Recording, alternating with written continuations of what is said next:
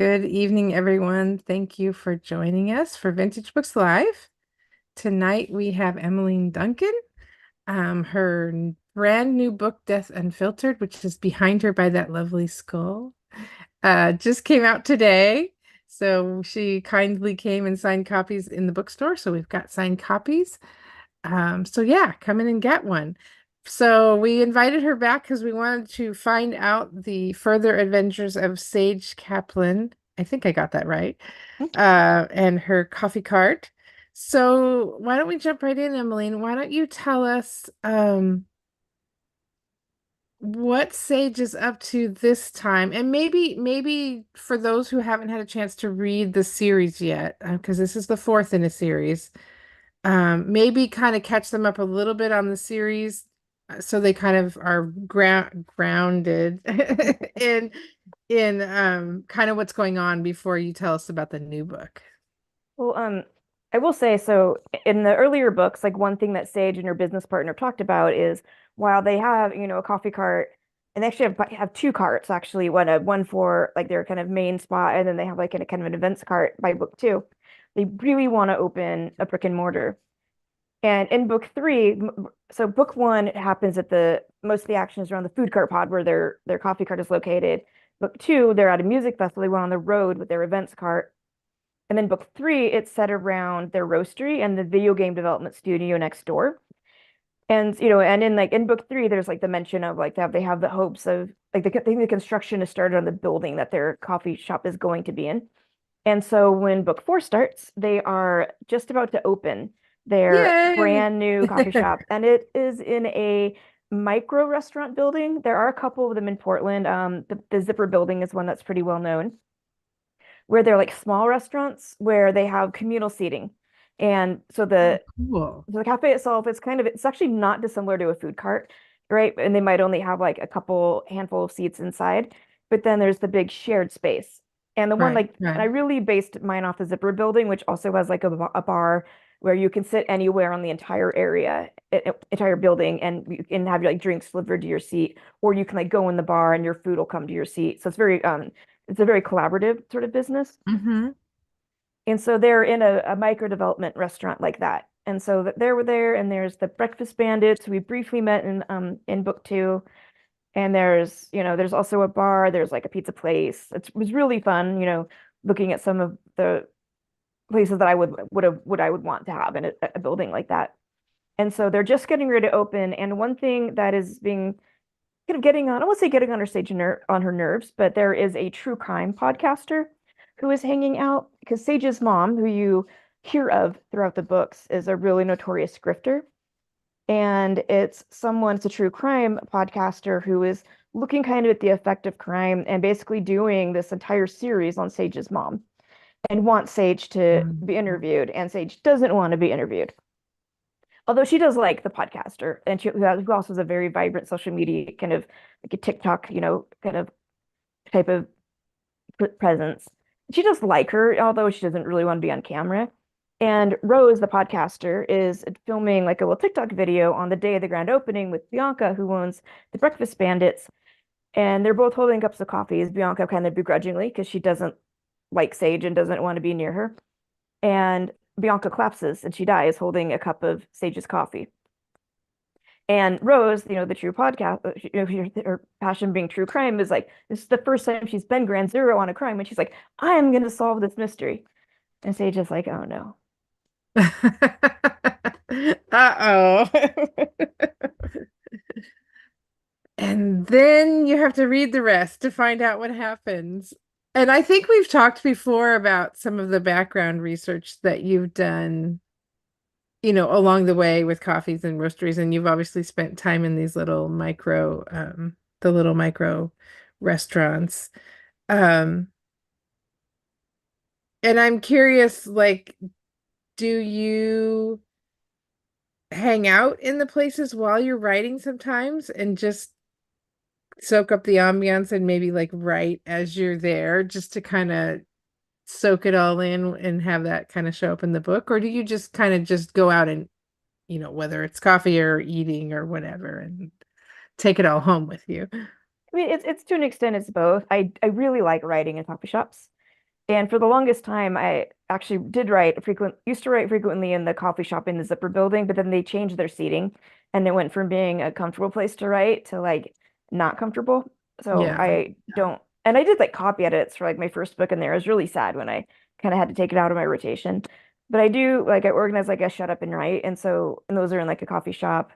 There is this really cool new coffee shop that's kitty corner actually from the Zipper building. It's like a coffee shop in the morning, like bar in the evening, and that's one of Oh, my it's a favorite good new idea. places to Yeah. work. Um, but yeah, I definitely, I kind of like mentally take notes on like all when I with these little businesses and like what I see and how they work, and then sometimes ask questions, when it feels appropriate, not when they're like in the Yeah. middle of a Yeah. rush. Let me just shadow you. Right, you'd be like, no, get away, because people that are passionate about what they do generally are Yes. happy to talk about it. Yeah. Yeah. That is, I have noticed that for my own, when I'm doing my own research for stuff that, sometimes people are just like so excited that someone wants to know more about something that they care about that, um, so I was trying to think, how do I ask more questions about Sage without getting into too much trouble? But how did you decide that trouble was the wrong word, but without giving too much away, how did you decide that Sage's mom was going to be less than maybe the perfect mom? Well, What made you have her, like have not just be not the perfect mom, but like actually have a criminal background? Like where was the motivation for that?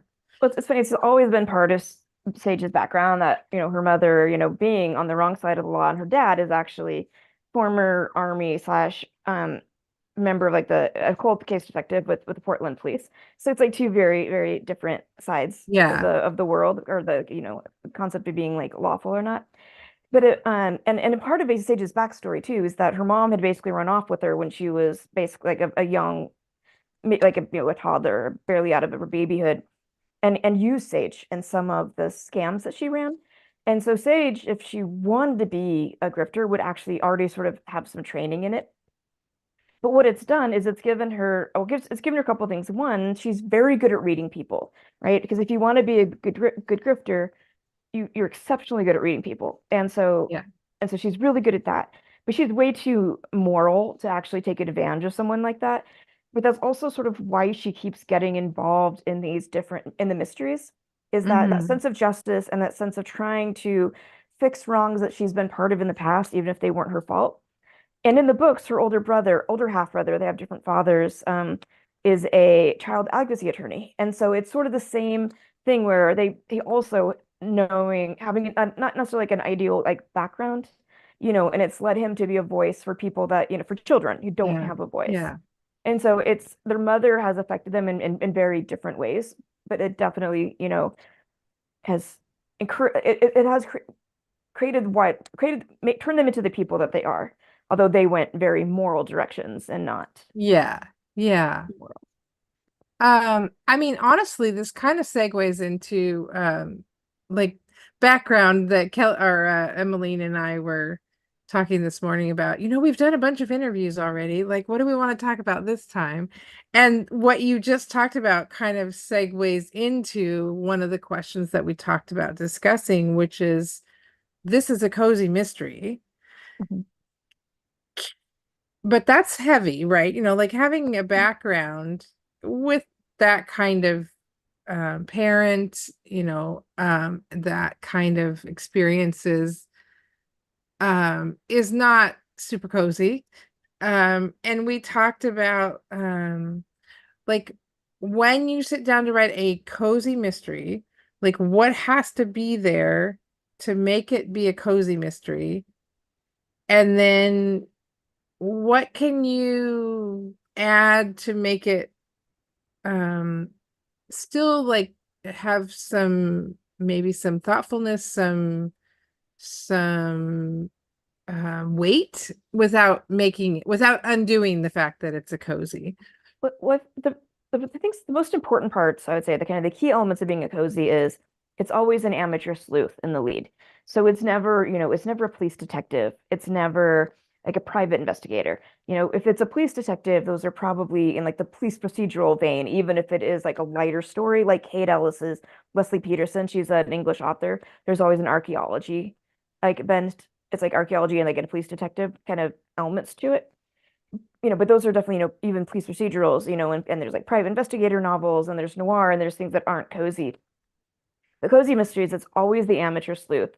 And it's definitely had a shift in the last, I don't know, 15 years where it can be very like hobby driven or business driven, where, like you're a knitter and you've always wanted your own yarn store and you start Yeah. one. And so you Yeah. have this yarn store and people are dying.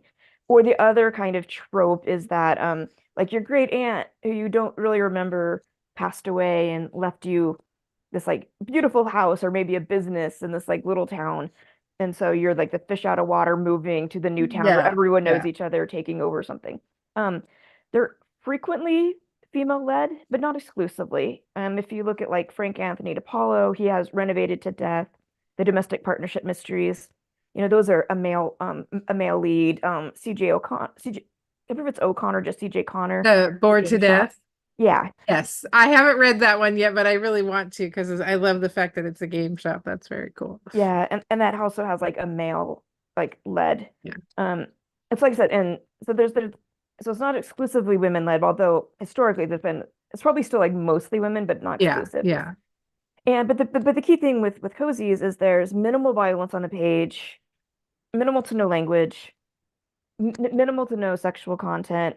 Probably the raciest cozies you'll see are like there's a kiss and then Yeah. it Yeah. very quickly fades to black. And it tends to be a little bit more, I mean, a little bit more conservative in some ways where I can't think of like a cozy character that's like going out to bars and having lots of one night stands. Like you would see that in like Yeah. Yeah. noirs, but not really in cozies. And cozies tend to be very community driven. Like a really key part of them is that it doesn't have to be a small town because like mine are set in Portland, but the character is in a community, right? Yeah. And that Yeah. the people around. So like in Fresh Food Murder, it's the food cart pod is essentially its own small town with its own sort of Yeah. social norms and the relationships. Because because cozies aren't solved with like CSI kind of elements, Yeah. right? Yeah. Like they're not there like running someone's like the DNA. Like the police are probably doing that in the background, but that's not how the main character solves the Yeah. mystery. Yeah. That he or she always solves it through their knowledge of the community, and it's probably, whether it's like catching people in the lie or they know something has thrown the community off balance. And so a big Yeah. part of solving the mystery is bringing balance like back to the community. Yeah. Yeah. But it's interesting because, and I would say, because I having read some like kind of older cozies or things that would fit in the cozy genre now, like I would say in the last, it seems like 15, 20 years, in some ways we've kind of narrowed the definition where it is very, I'm not gonna say it's like Pollyanna-ish because there is like murder and it's not like people aren't dealing with problems, but they've gotten like very, very cozy. And I'm not the only author that's pushed back against that a little bit because like in Fresh Food Murder, the first in the series, like gentrification is like a key component that's talked about. There's a homeless teen, right? And there's very subtle references that she has probably been trafficked, right? But that's not where the story focuses. And the story still has like a very strong message of hope, right? And there's like a happy ending and Yeah. like that things can get better, including even for the girl. Because her kind of a spoiler, her life is also like, I don't want to say solved, but like Sage has helped her get onto a better path by the end. Yeah. Yeah. And so but those are the things like my books, like they're not like beat you over the head with social justice, but there are like, a little bit of social justice Yeah. sort of Yeah. content. Because like in the first book, she opens like a suspended coffee board in her coffee cart, which is a real program where people can pre-buy food or drinks for people that need it. And then anyone can come and claim and just be like, I want to claim this food or drink item. And it's a really cool program because it allows people that go to cafes to support the cafes. Because if you think if you own like your own coffee shop, like maybe you wouldn't mind giving out the occasional cup of coffee to someone in need, but you can't necessarily afford to do it all day. And Yeah. so it's Yeah. a way to help with that. And I like it because the suspended coffees website.org, they even mention like you can't always tell from the outside that someone really needs something. right? Like maybe they're in a suit, but they've been interviewing for jobs for 3 weeks and they're down, until their last dollar. Or it's a single parent who is counting pennies, right, Yeah. until the end of the month. And so, I have, stuff like that in the book, which is it's kind of social justice, but it's lighter, and book Yeah. two Yeah. talks some with like environmentalism because it's the music festivals trying to be zero waste and stuff like that. Yeah. Yeah. Well, and I love this to watch the sort of expansion and contraction of genres Mhm. and ideas because we were actually talking about this at work today about how publishing tends to big publishing tends to be safe. You've got Kensington isn't super huge, and so that's not as much of an issue. But like the really big publishers tend to they want a sure thing. Like it's a business and they need to make money, and so a lot of times the stories that don't fit really neatly into a specific genre get overlooked. And so I love to see when people are like, let's push this way or whatever. And Well, and Kensington has definitely, noticed that some of their books will push those boundaries a little more because like there is like they have a cozy mystery set around like a pot bakery. how interesting. Yeah. Yeah. And that pulls into some breast cancer related stuff, right? So that's both the like places where marijuana is legal, but also, how it's for people like undergoing chemo, you know, consumption of some marijuana products can help them feel better and help them be able to eat, right? Yeah. Yeah. So, So this is a little bit a different angle than we were talking about this morning, but like one thing that I was thinking about when you were talking is what older books like that were written before we maybe started calling things cozy mysteries because I think of like Miss Marple from Agatha Christie and Poirot and stuff. How are those related to cozies and how are those do you see them like differently? well, Agatha Christie is frequently called the Queen of the Cozy. Okay. And I would say like, well, her Miss Marple, but her books can be very gritty. Yeah. I mean, Yeah. there's the Halloween one with Pro. I mean, the victim is like a 12-year-old girl, Yes. and Yeah. no I one was like, really they're seems not to all care, cozy. right? And Because even some of them they made when, especially the more recent ones that they worked on TV, I was like, wow, I don't know, this is dark.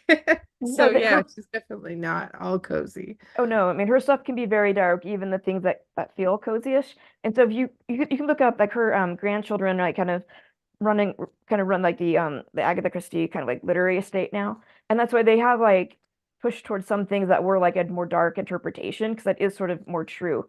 Um Yeah, yeah, and I would say but she's frequently known, I would say like a lot of cozy writers talk about having read her early. yeah, There's yeah. the Goldie Bear series, and these I think are a little grittier than a lot of the cozies now. I know a lot of people who read those. They're set around a caterer in I think Aspen, Colorado. And she was the woman that had gotten out of an abusive marriage and like started her own catering company. And those, like, I know a lot of people that was like their inspiration of like, oh, because that's one of the first books I ever read that had recipes in them. But when they're like, oh, like something that I really am passionate about, like food. Um, I really like Charlotte MacLeod. She has a series, Sarah Kellering and Max, and I forget the second name of the character. And there's I think 10 books in that series, 10 or 12. They're really fun. The first came out in the late 1970s. The last came out in like early 2000s. I Okay, mean, so and they expand then. yeah, I mean, she was writing them over, and she had like, a couple other series.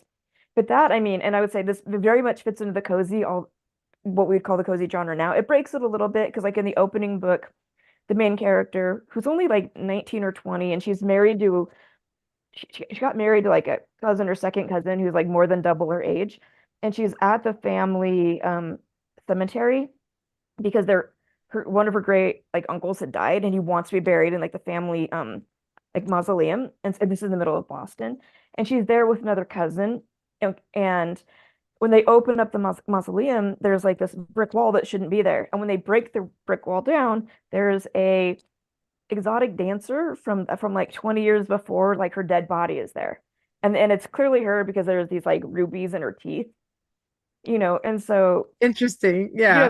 that's such a it was oh it's a wonderful the entire series is wonderful. They're really funny, but it breaks some of the things we would see as cozy, but I think Yeah. cozy Yeah. fans would love it. Do you think that, because you said that it had kind of constricted in a way with what's defined as a cozy now and how they've gotten a little bit narrower. Do you think that is in reaction to anything? Or do you think that it's just because as a business, publishing likes to go, no, this is what this is, so everybody knows what they're getting? I could see a big part of it being um the being conservative as far as like wanting to make sure the books have appeal and not wanting to push those boundaries. And I mean, not all, there are probably like some cozy readers that it's like you really like that style, and so maybe you're always looking for things that fit in that boundary. Because I mean, I know Yeah. a lot of readers who love like what I did in Fresh Fruit Murder, others that were a little uncomfortable about the fact that it was in a world with things like gentrification and and the fact that there are homeless teens and that it deals with some real world problems. And I understand it because sometimes when you read a Yeah. book, you Yeah. don't want to think about the real world, Yeah. even if it is Yeah. a light touch. You like going into those worlds where everything is very safe, except for people die. But your main I know, I character, love that I love the about dichotomy. But yeah. so I know Alexander is a big Oh, good. seller at your shop. Yeah. And her Yes. books, like her Ash series, her Bake Shop series, is all in Ashland. So people that go and they're like, they get to go visit Ashland again, right? So they haven't been Yes. there since the last Yeah. book came out, and they get to see the people in the theater world, and they get to go visit the bakery again. And even though someone dies, it still feels like this fun world that you can let go of Yes. your problems Yeah. and go visit. Yeah. Yeah. Yeah. No, and I get very like territorial of my readers, our readers, when people make comments sort of disparaging, romance books or cozy mysteries or that kind of thing, because I think that they serve this really important purpose. And it's exactly that. It's kind of like, I know what I'm going to get. I mean, I know I'm going to get to go in this world and just decompress for a while. And I think that's super, super important. And, But and it's fun when I you think do of think like it's interesting that it's narrowed maybe a little bit. So I was saying, and you think of, like kind of the artistry or how impressive some of the writers are, because like romance, it's indeed a romance and not like a like maybe like women's fiction or something else. Like it's always going to end with a happy ever after, but the really good writers still surprise you on that journey, right? yes. Like Yeah. that ultimately this couple is going to be together, but how they're going to get there can Yes. like Yeah. really surprise you, and that is really fun. Yes. I love that because I actually just finished.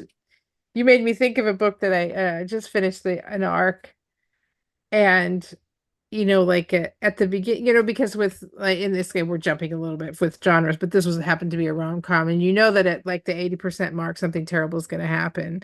And the way the book was set up, I mean, you could tell. I was like, okay, I really like this book, but like it's so obvious what the terrible thing is going to be, like on in the first chapter. So I'm like, how are we going to do this? And the author still managed to surprise me with, I wasn't wrong, but they did it in a different way than I expected. So even though I knew what was going to be the crisis, they did the crisis in a different way. And so yeah, I love that about writing and those kind of books and like cozies too. Like they're going to solve the mystery, but you don't know if, I don't know, maybe it's people who are smarter than I am can figure them out ahead of time, but usually I'm like, I don't know. I can't figure it out. No, like I read a lot of cozies, and so sometimes I've definitely figured out. Sometimes I haven't. Sometimes I don't try to figure it out. I just try to Yeah, watch the yeah. story unfold. But I find it interesting because like some like cozy readers, like they even if they figured out, or sometimes they'll read the back first, which is funny. But they're as much into the journey, right, Yeah. of Yeah. finding it as they are to just figuring out the puzzle. Can you talk a little bit about some of the other mystery genres and where they overlap with cozies and where they don't? Like some of them are obviously not going to overlap, but there might be others that are a little bit more adjacent. I would say Kate Ellis, who I mentioned, she has the Wesley Peterson series. There, I want to say maybe like, I don't know, 25, 26 books in it by now. Like that, I would say there's a lot of cozy overlap. Because the main character is like a detective sergeant in the police in Devon in the UK, but he has a Hmm. degree in archaeology.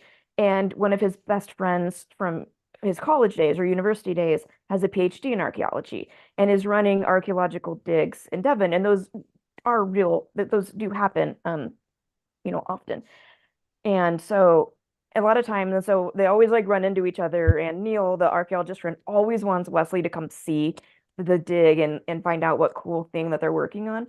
And Wesley, meanwhile, is always solving a murder. And there's always some reason that the stories parallel each other, right? Whether it was like a hidden pregnancy 300 years ago and a hidden pregnancy a decade ago, right? Yeah, Or, yeah, stuff like that.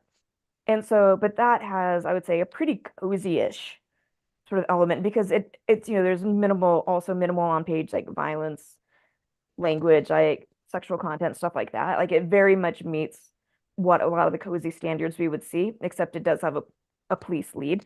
And I think in yeah. general, the UK is a little softer on like cozy versus like traditional. They're a little bit sort of less Yeah. entrenched and they're less hobby driven. And then yeah, because it's fun because if you think like of like a noir, my favorite definition of a noir is your main character starts out screwed and ends up screweder. And so those are definitely going to be your That's like good. they're darker and but they can be they can be brilliant and they can have really interesting kind of just interesting observations about the world.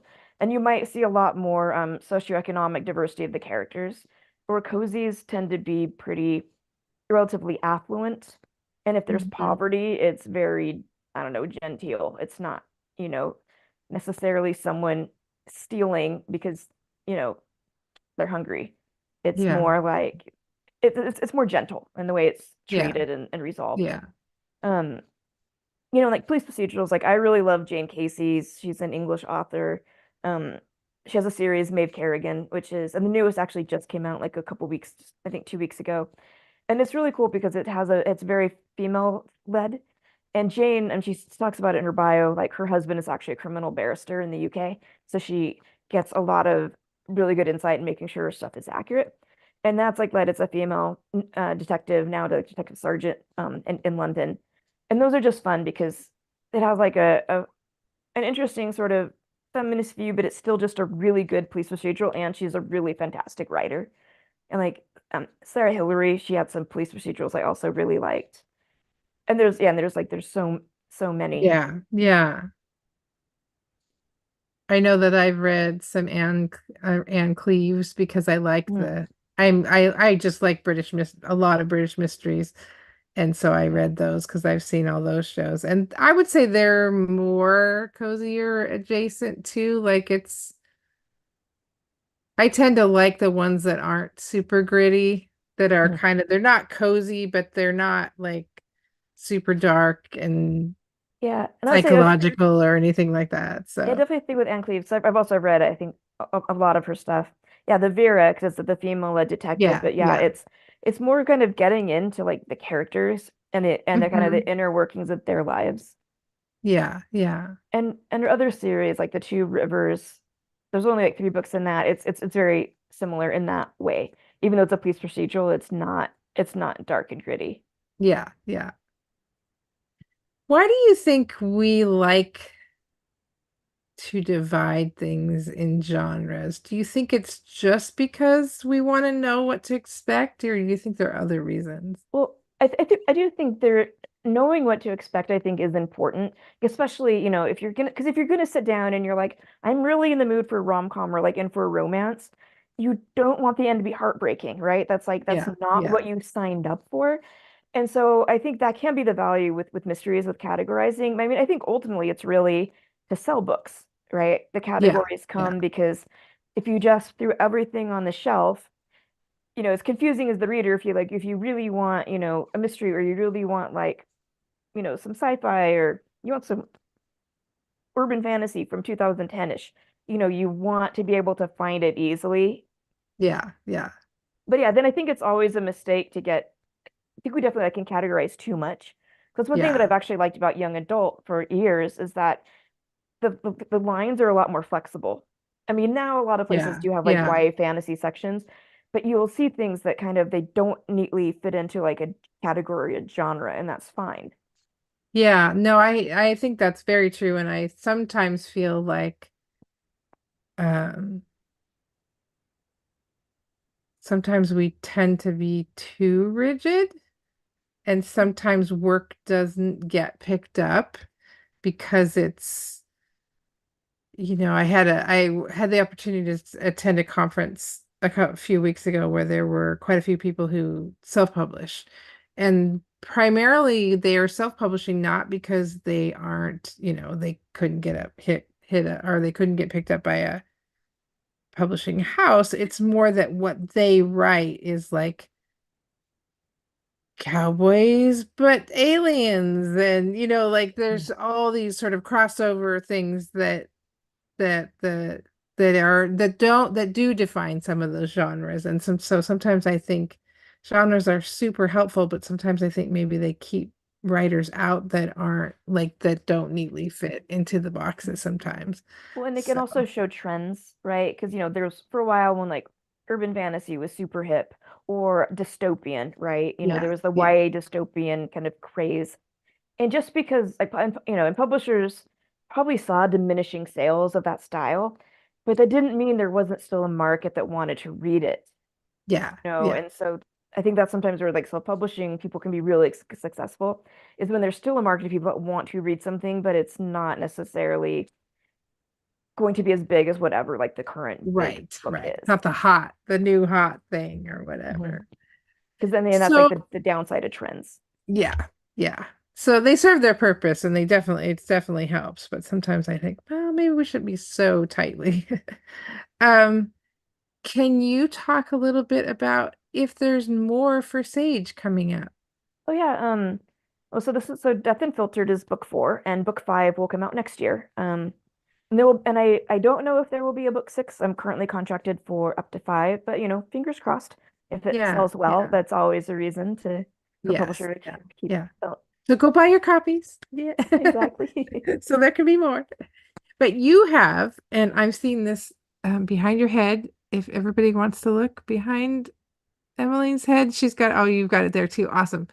Although the dog is very cute, so I have to Yeah. look at the little bone dog. But it's a brand new series. Mhm. So we'll probably talk about this series a little bit, when it comes out. But can you tell us give us a sneak peek so that everybody Sure. can get excited? And this, I should say, just so I don't forget, this is already up on the pre-order page.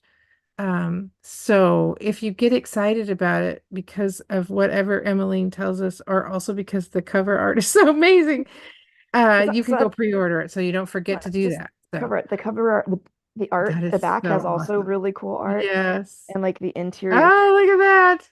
That is amazing. so cool. Yeah. Yeah, so this is Chaos at the Lazy Bones Bookshop. It is set in a highly fictionalized version of St. Helens, Oregon, which St. Helens was the filming site of the Halloween Town movies. Oh, I did not know that. Yeah, That's and very cool. so they have this huge Spirit of Halloween Town festival every year. It runs from the end of September through October. And so mine is a fictionalized town that was also the filming site. It's a small town that's not too far out of Portland, sort of like St. Helens. That was the filming site for a very iconic children's Halloween movie. And so the town has sort of ran with it, and they kind of they have like a Halloween themed year round. And so Bailey, my main character, has taken over her family's bookshop, the Lazy Bones bookshop, and her grandparents had run it until just recently. And she starts as part of the overall festival, a literary festival that's going to be like one of the early weekends of the Halloween festival. And she's got in a couple, three really great writers. There's like a romanticy, very hip young writer that's there. There's a picture book illustrator, a writer illustrator, and there's like the hometown hero, a horror writer that had like grown up in town and then left for college and like never came back, and this is his first time coming to do an event in town. And there's also a ghost hunting show that's also filming in town that keeps kind of getting in her way.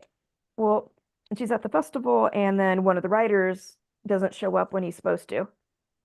And then she goes Oh no. for a walk later with with her What could librarian BFF, happen? and they find a body in the pumpkin maze. So, Oh, that's horrifying. right. Yeah. I love that. So yeah, That's great.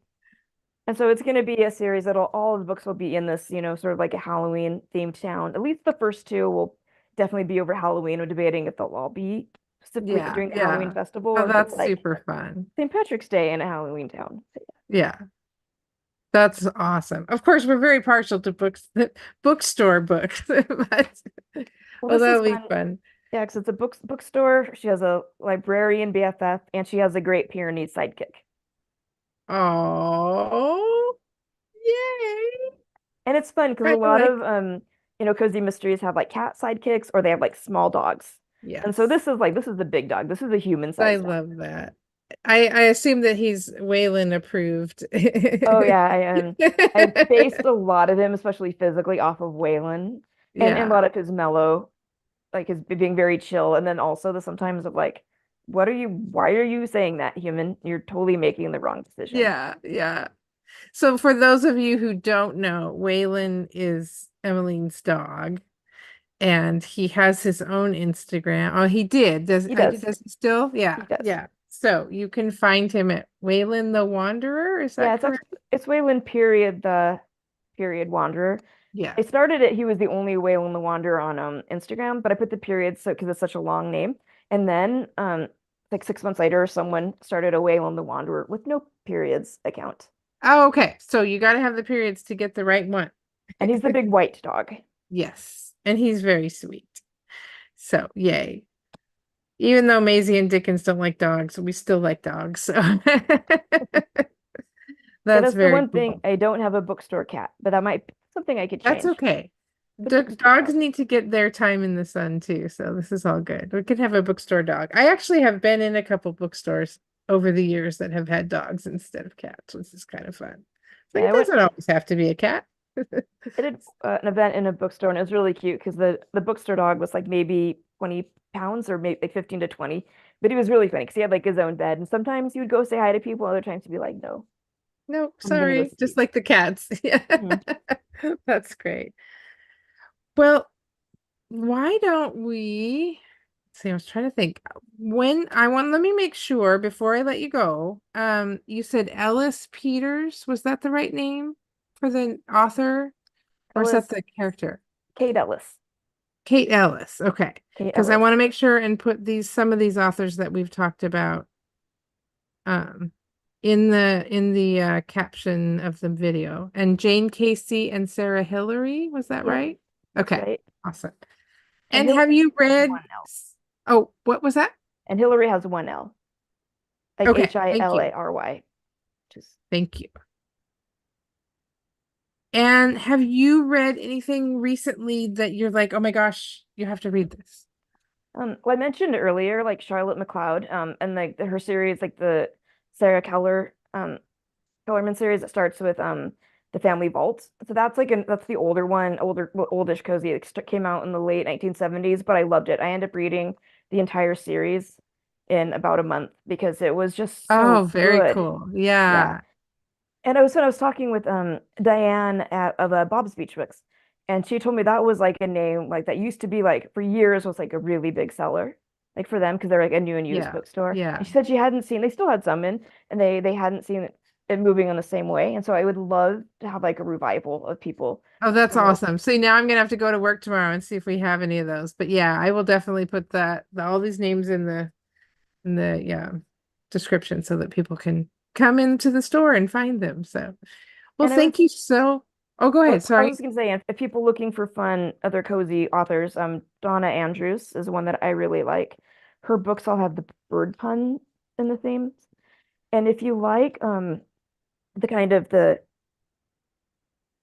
still cozy, but the kind of the edgier kind of cozy, Yeah. Mia, I think it's pronounced Manansala, her first book, Arsenic and Adobo, is also has like that kind of the similar, we get put on like millennial cozy lists together. So that would be someone to Yeah. also check out. Oh, and she's going to be at the Willamette Writers Conference this in Oh, Portland very cool. this summer. We're on a Very panel cool. together actually, and she's doing a That's awesome. keynote and stuff. Yeah, very cool. Well, thank you very much. I will definitely put these in and let people go off. But before you go all these buy these cool books, buy the first cool book that we were talking about, Death Unfiltered, and pre-order Chaos at the Lazy Bones Bookshop. But yeah, Death Unfiltered is in the store. We have signed ones, so definitely come in and get one. And we do have the other ones too. So if you happen to be watching and you haven't read the other um Ground Rules Mysteries, we have the whole series. So you can come and start with the first one or buy the whole series or whatever you want to do. So thank you again, Emmeline, so much. I really appreciated you coming on tonight. Thanks for having me. Have a good night. Thanks.